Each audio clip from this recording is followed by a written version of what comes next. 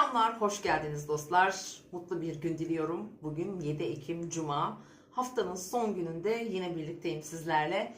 Umarım Perşembe gününüz güzel geçmiştir. Hemen hemen günün büyük çoğunluğunda biliyorsunuz ay boşluktaydı. Balık burcunda, öğleden sonra da Balık burcuna geçti. Merak ediyorum, ayın boşlukta olduğu saatlerde tıpkı anlattığım gibi böyle biraz daha relax, herhangi bir şey yapmadan, hani biraz lay lay lay lom aslında diyelim, geçirenler var mı? Yani herkes aynı şekilde mi etki alıyor? Yorumların altına yazarsanız memnun olurum. Öğleden sonra ay Balık burcuna geçti bugün ve tabii ki hemen saat 3.30-4'ten sonra bir hareket başladı mı hayatlarınızda? Mesela planladığınız bir şey vardı, oturdunuz o saatte hop kalktınız, onu yapmak üzere harekete geçtiniz. Böyle bir enerji aktif oldu mu? Daha ya da belirgin bir şey de olabilir bu arada. Ben gayet yüzeysel olarak bahsettim. Yorumlara yazarsanız memnun olurum. Arkadaşlar şimdi bugün yine ayımız Balık burcunda bütün gün ve bugün ayın bulunduğu dereceyi ay yönetiyor. Dolayısıyla çok hassas, aşırı hassas bir gündeyiz. Çok duygusal ve çok şanslı, ilahi bir açım var arkadaşlar. 13, 53, 14, 53'te. Ay kuzey düğüme bir seksil yapıyor. Şanslı bir açıdır. Kapıların açıldığı, duaların kabul olduğu, ellerin hani geri çevrilmediği saat diyebilirim buna. Şanslı, bereketli, herhangi bir konuda inanılmaz derecede fırsatlar getirebilecek, işlerimizi, yolumuzu açabilecek bir açı. Kuzey düğüm biliyorsunuz bizim gitmemiz gereken, bize rehberlik eden alan doğum haritalarımızda. Aynı zamanda bir Jüpiter gibi düşünün. Bir şans olarak getirir, her zaman getireceğini. 13.53, 14.53. Hakikaten bence özel bir şey yapabilirsiniz. Bir ritüel yapın, ibadet olabilir, dua edin, bir yardımda bulunun birilerine. Bu çok işe yarayacağını söyleyebilirim. Hayal edin. Hayal etmek, imgelemek çok önemli. İnşallah Allah dualarımızı kabul etsin. İkinci temel açım bugün ve çok önemli. Merkür, Plüto bugün tam olarak bir 120'lik yapıyor. Toprak grubunda çok güçlü bir açı. Bundan 2 hafta önce bu açı bir kere daha kesinleşti. İzleyen arkadaşlar hatırlarlar. Merkür o zaman Başak Burcu'nda retroyken Plüto ile bir kere daha kesinleşti. Bu şanslı bir açıdır arkadaşlar. Çok da güçlüdür. Ve Merkür şu an düz hareketinde tekrar birleştiler. 26 derece Başak ve Oğlak aksında gerçekleşiyor. Bu bizim için şöyle çalışacak. 26 derece toprak grubunda köşe noktaları, gezegenleri olan arkadaşlar gerçekten büyük destek alabilirsiniz.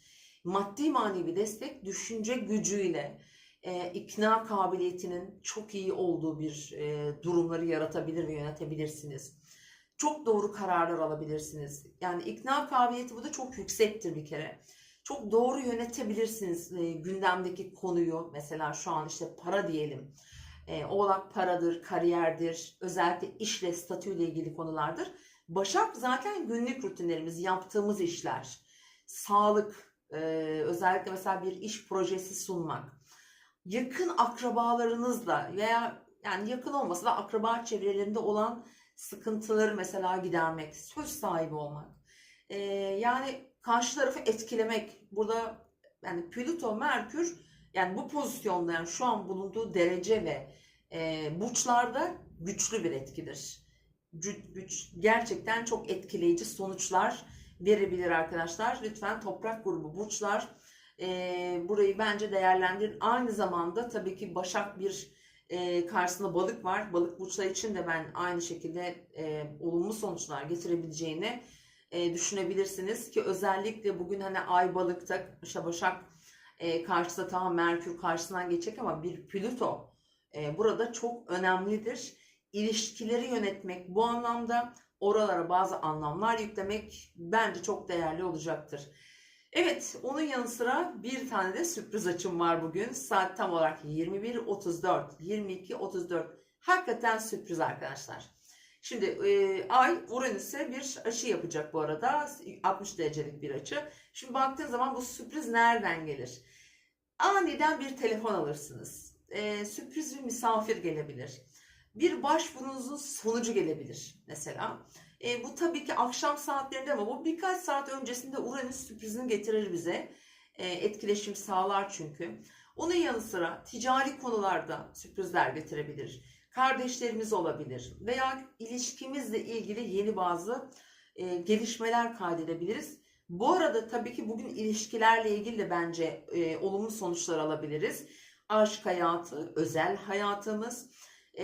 Hemen para evine baktığımda da mesela finansal konularda bazı hızlı gelişmeler olabilir. Hemen burada Mars'a bakıyorum arkadaşlar. Mars 4. evde ailevi konularla ilgili de olabileceğini söyleyebilirim. Yani işte aile içinde yaşayan kişiler olabilir. Yaşadığınız yeri ilgilendiren bazı gelişmeler, haberler olma ihtimali yüksek. Ama en fazla ben işle ilgili gelişmelerin olacağını söyleyebilirim. Balık biliyorsunuz son burç, 12. burç. Hani bir tamamlanma, bir sonuçlanmaya yakın. Ayın fazı zaten dolunay fazında şu anda. Ayın 9'unda pazar günü dolunay yaşanacak. Hani dolunaya da adım adım yaklaşırken böyle enerjiler de hızlı çalışabilir sevgili dostlarım. Bu arada bugün yay burçları, balık burçları, başak burçları ve ikizler burçları için daha belirgin sonuçlar gelebilir önünüze. Özellikle tabii balık ve başak aksı bugün daha güçlü. Bir de Merkür Plüto üçgeni var. Demek ki bugün ortaklı işlerde, günlük hayatımızda sağlıkla ilgili konular ki sağlık ve o alanda hizmet veren tüm sektörlerle de ilgili bence yani genel bir güzel haber de alma ihtimalimiz var. Atamalarla ilgili olabilir. Atama bekleyen arkadaşlar çünkü genel günlük işlerimiz ya hani. Yani burada bazı gelişmeler olacaktır. Çünkü Türkiye haritasında bu şekilde etkilediğini söyleyebilirim. Evet arkadaşlar böyle bir gün olacak. Bugün umarım her şey güzel olur, sağlıklı olur ama sabah saatlerinde biraz kritik açılar var. Özellikle tam olarak 12:48 sıralarında Güneş'in Şiron'la bir karşıtlığı var. Güneş-Şiron karşıtlıklarına biraz dikkat etmemiz gerekebilir. Kırıcı olmamaya, yaralayıcı olmamaya. Tam bugüne baktığımda da bu nerede? Maddi konularda biraz dikkat çeken bir durum var arkadaşlar. Biraz ilişkilerde aniden dengeleri bozabilir açıkçası bugün.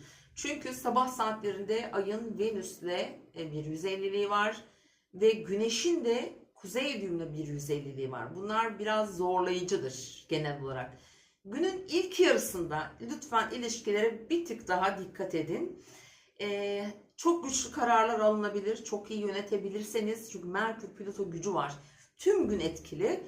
Maddi konuda lütfen önemli girişimler için bence plan yapın. Kullanın bu açıyı. Gelecekle ilgili konularda kullanabilirsiniz mesela. Hani şu anın haritasına göre baktığımda mesela yazılı, sözlü, iletişimle ilgili konularda başvurular için çok iyidir hakikaten. Özellikle başvuru yapmak için, bir talepte bulunmak için mesela talepler için de çok iyidir. Bir şey istemek, bir şeyi çağırmak. Özellikle finansal konularda da bugün enteresan şeyler olabilir diye düşünüyorum. Sevgili arkadaşlar bu Güneş-Şiron karşıtlığı pek sevmedim ben bunu. Bakalım hayatlarımıza neler getirecek ama tabii şifalanmalar da getirecektir. Onu söyleyebilirim. Şiron her zaman yara getirmiyor çünkü. Kıymetli dostlarım. Bugünlük benden bu kadar değerli arkadaşlarım. İzlediğiniz için teşekkür ediyorum. Şu ana kadar izleyen tüm dostlarıma sevgiler, saygılar. Yarın yine görüşmek üzere diyorum. Hoşçakalın.